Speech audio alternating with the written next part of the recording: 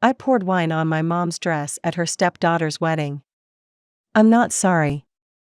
First, I need to introduce you to the cast of characters involved. There's my mother, my stepsister Alice, her father, my stepdad, and I. I'm a 34-year-old woman. Now, my mother is a typical narcissist. She honestly believes that the universe should and does revolve around her. When my parents divorced my brother and I chose to live with our dad. About a year later, my mom married a guy who had a daughter with his first wife. My mom has never liked Alice and used to constantly bully and gaslight the poor girl whenever she went to visit her dad. Even now, when Alice is an independent adult woman, my mom tries to compete with her for her husband's attention. It's quite pathetic. Alice and I became friends soon after we met. My brother and I were sent to visit my mom. Alice was there too and actually unloaded on me, angrily telling me what a monster my mom was. I nodded and agreed with everything else said. I knew exactly what she was talking about as my mom has subjected me to the same abuse and gaslighting. Alice was taken aback by this and started crying. She tearfully told me all about my mom's actions. I comforted her and told her I believed her.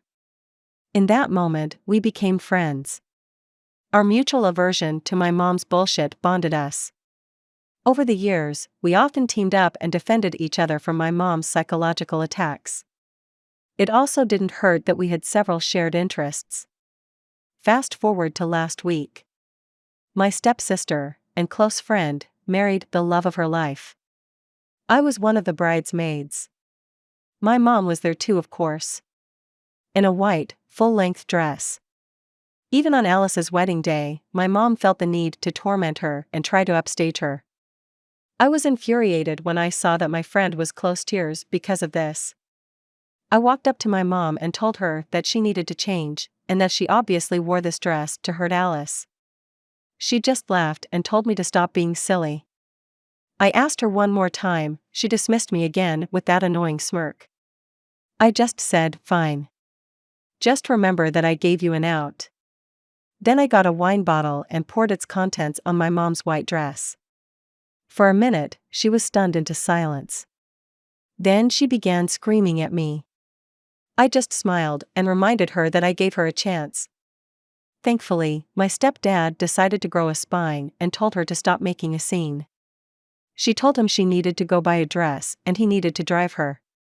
Stepdad refused and told her she has to go alone.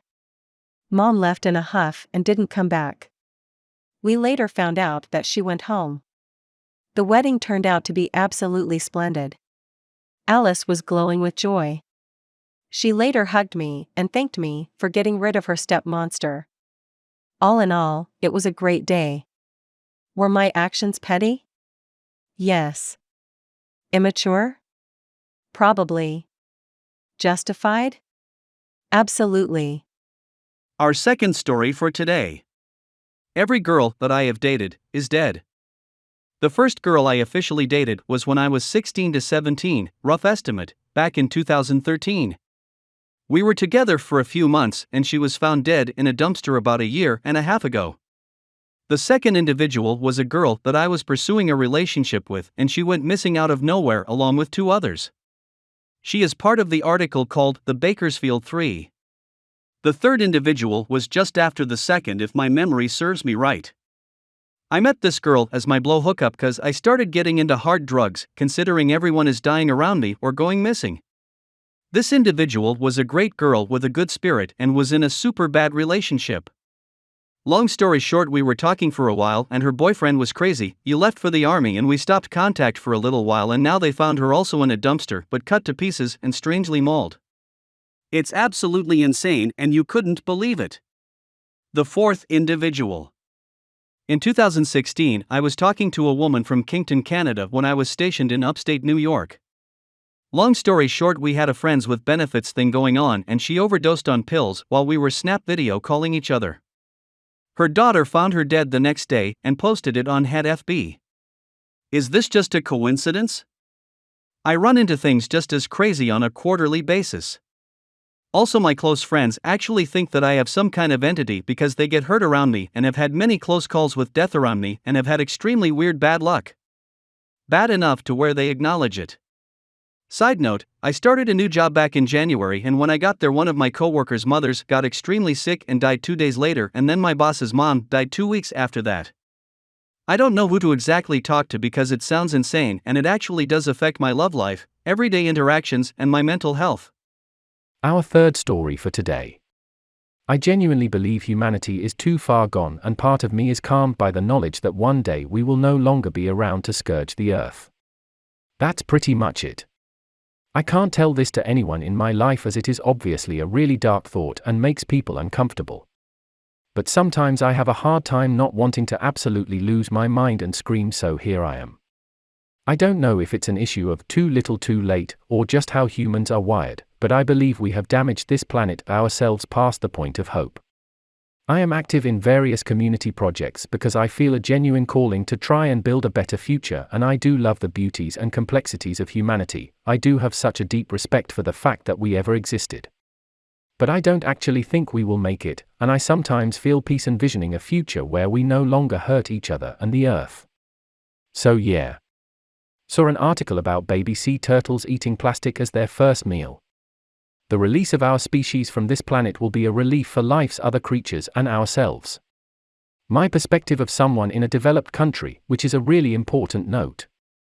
Very possible Western society is just corruptive as hell, and there is hope in other nations that have different value systems from the get-go. Our fourth story for today. Today I found out what the weird whispering noise is upstairs. My fiancée pretty much always has her headphones in. Loves music. She has music quite loud, so she will text me to say she's got headphones in so that I don't accidentally scare her by creeping behind her, etc. If I'm going upstairs, I'll call or text her to avoid giving her a heart attack. We've learned from experience. Sometimes though, I hear an odd whispering. It's like someone is yelling but whispering yelling?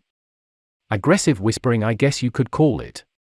I did the unthinkable and silently crept upstairs to see what she was doing, what the noise was. I found her arm in arm with the cat, holding her outstretched, singing to her. Whispering, singing, to our cat. I've never seen something so perfect in my life. I feel like I fell in love with her all over again. I love my little family. Our final story for today. I retired from my job quietly 2 months ago and haven't told my family. Took my pension because the stress of working in healthcare for 38 years was overwhelming. I was afraid of getting fired and losing my pension, so I took it early. I figured getting some was better than getting none. Since my family is unsupportive, I haven't told them yet. I don't want to hear why this may not have been a brilliant idea. On the flip side, I have come off of 4 different medications: Cymbalta, Busper, Ativan and Ambien.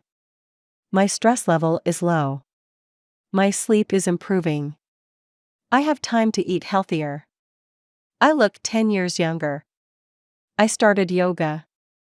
Obviously, I don't live with them and my work status is none of their business. That's my juicy secret.